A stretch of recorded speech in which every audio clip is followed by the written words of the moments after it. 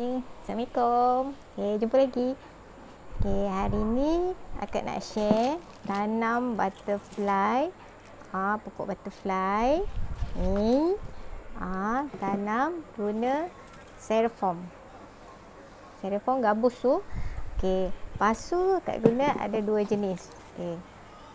Satu pasu yang ke dalam, satu pasu macam ni. Bahan-bahan lidi sate, lepas tu wire, puting, tayar. Macam ni.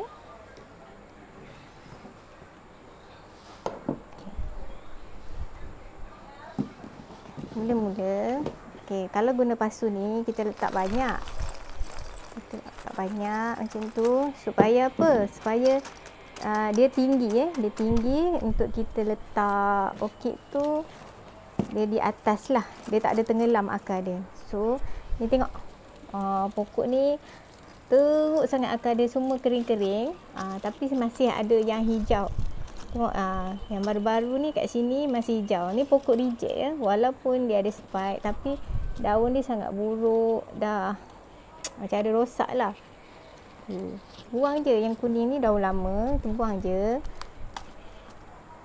Lepas tu akar-akar ni kita gunting lah, buang yang mana yang reput-reput lama-lama ni kita buang. Buang je, tak ada masalah. Dia tak mati pun sebenarnya, dia tak mati.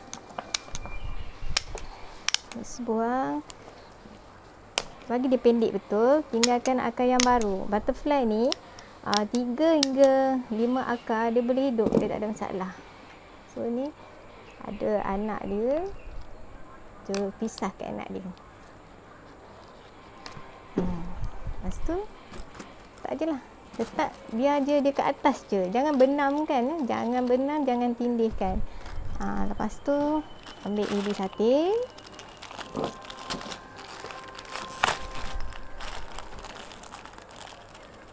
Ni lidi sate, saya suka guna lidi sate. Nak ikatkan akar dia guna dawai pun boleh, tapi saya tak suka, dia jadi macam renyah sikit. Saya letak situ macam tu, nampak tak? Just sendalkan, silangkan, masuk ikut lubang tu, ada lubang tepi tu. Masuk ikut lubang, sendalkan sampai lubang sana.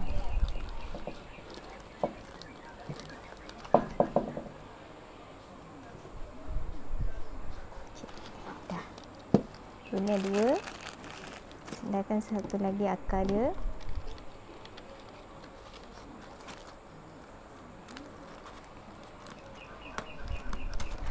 Lidi sate ni untuk sendal dia supaya dia tak jatuh macam tu. Dia tak jatuh. Lepas tu cut lah, potong dah. Potong yang lebih-lebih lidi sate tu kan ada panjang tu, potong.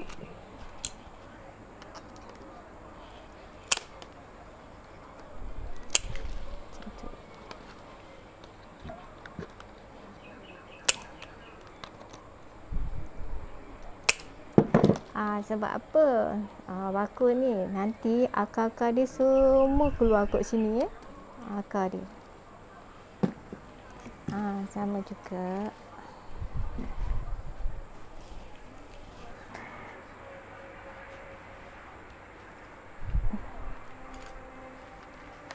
So ini yang saya dah tanam, dia jadi macam ni lah. Nampak tak? Akar dia banyak kat situ. Banyak. Dia dah sampai terkeluar-keluar dah. Sebab tu dia suka bakul ni, dia ada luang udara. Akar dia akan keluar-keluar je. Ini daun asal dia, memang daun reject. Memang kita pokok reject bila kita tanam, dia akan stres. Dia sebab tempat baru. Kalau kita sekalipun, kalau kita pindah rumah pun akan stres. Nak kenal cuaca tempat baru, nak kenal jiran-jiran baru, dia confirm akan stresnya. Kita daun yang bawah tu memang dia akan stres, dehydrate lah, sebab dia nak kenal tempat baru. Tapi bila kita dah lama tanam, dah akar baru semua keluar, pucuk baru tu berkilat-kilat. Nampak? Berkilat-kilat. Abaikan je yang dehydrate and stres tu, sebab dia daun lama. Daun dia tempat asal, kita tanam dah tempat baru, dia mesti stres punya. Dia mesti akan ada tunjuk protes atau tunjuk stres. dia akan kedut-kedut lah, akan problem. Okey.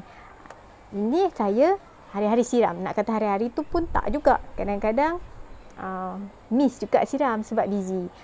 Siapa nak letak moss, okey. Moss dia, moss asal dia, ambil.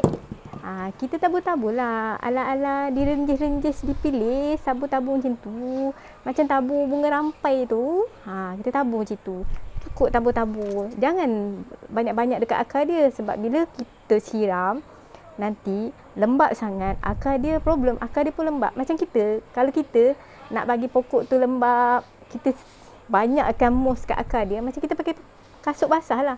Boleh ke hari-hari pakai kasut basah kita segar sejuk? Tak juga, kita mesti nak mandi hari-harinya. Orkid pun macam tu, dia benda hidup, nak mandi hari-hari juga. Jadi tabur-tabur lah. Kalau malas nak siram hari-hari, tabur-tabur macam tu. Direnji-renji dipilih tu. Tabur gitu cukup lah. Okey, macam ni Ni akak tak tabur pun. Tengok akar dia. Tengok. InsyaAllah. Yang penting kita fokus pucuk baru. Pucuk baru cantik maknanya dia selesa dengan yang kita tanam.